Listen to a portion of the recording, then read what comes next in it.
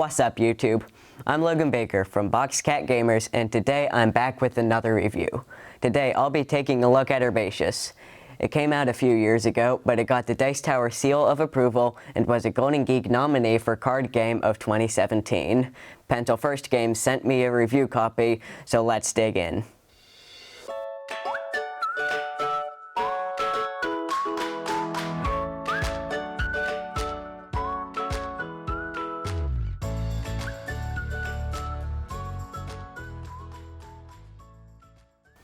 Okay, so, according to the box, Herbaceous plays 1 to 4 players, lasts around 20 minutes, and plays smoothly with children 8 years old and up. Ed Baraf, Steve Finn, and Keith Matejka designed the game, and Beth Sobel did this wonderful art. I have to say, they all did a great job. I know I say that about pretty much everything I review, but Herbaceous was really well made. The rules for Herbaceous really aren't all that complicated, so let's just dig into the details on how to play. In Herbaceous, players collect herbs to pot in the best possible combinations. Herbaceous comes with a 72 card deck of herb cards. At the beginning of a game, players will remove some of these cards, if there are less than 4 players, and the remaining cards are placed in a face-down deck as the draw pile. Each player is then given a personal set of 4 container cards. This is where they will ultimately pot their herbs. The center of the table will be reserved for the community garden, and each player will have a private garden in front of them, separated from the community garden by a garden marker. Finally, the herb biscuit card, a 5-point bonus card, is placed to the side. The game is set, we're ready to play. On their turn, Herbaceous players will take 2 actions. First, they can choose to pot herbs, and second, they will plant herbs, 1 in their private garden and 1 in the community garden. Let's focus on the former for now. Each player has 4 different container cards that they will fill during the course of the game: a large pot, a wooden planter, a small pot container, and a glass jar.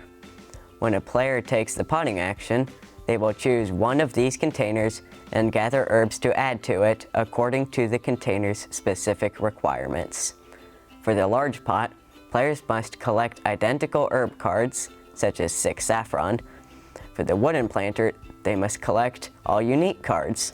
For the small pot container, players collect pairs of identical herbs. And for the glass jar, players can pot any 3 herbs at all. One more note about potting in the glass jar container. Although you can add any 3 herbs to this container, there are some special cards, mint, thyme, and chive, which can only be potted in the glass jar. And if a player is able to pot 1 mint, 1 thyme, and 1 chive card in their glass jar, they receive the herb biscuit card worth 5 points at the end of the game. When a player adds herbs to a container, they can gather herbs from both the community garden and their own private garden. However, you can only pot to each container 1 time during the course of the game, and you can only add herbs to 1 container on any 1 turn. After the optional potting action, whether they choose to pot this turn or not, a player must plant 2 herb cards to complete their turn. To do this, the player draws the top card from the deck and plants it, by laying it face up, in either the community garden in the center of the table or in their own private garden. Then they draw a second card and place it in the other location. Players alternate taking turns until everyone has either used all 4 of their containers or until it is not possible for anyone to pot any more herbs. Next up is scoring. Each container card has a chart that shows how it will score. For example, on this large pot card, the bottom row shows how many points the player will receive based on how many cards they collected in the container.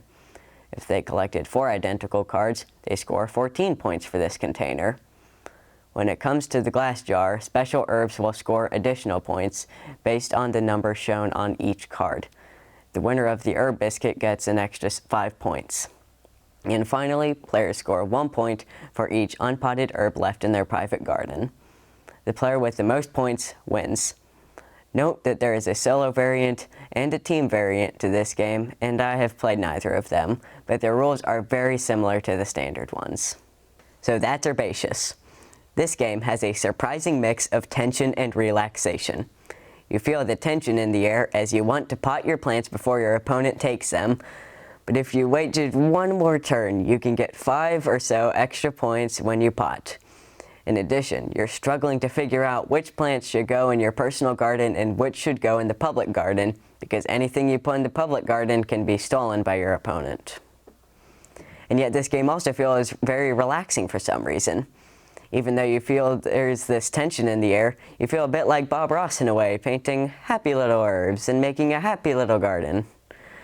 You sort of have to remind yourself to try to win, and I'm a fairly competitive player, so that's saying a lot. All in all, I really like this game. It's simple enough to learn quickly, but the decisions you make in it make the game far from boring. Beth Sobel's art was really well done in this game as well. Well, that's all for now.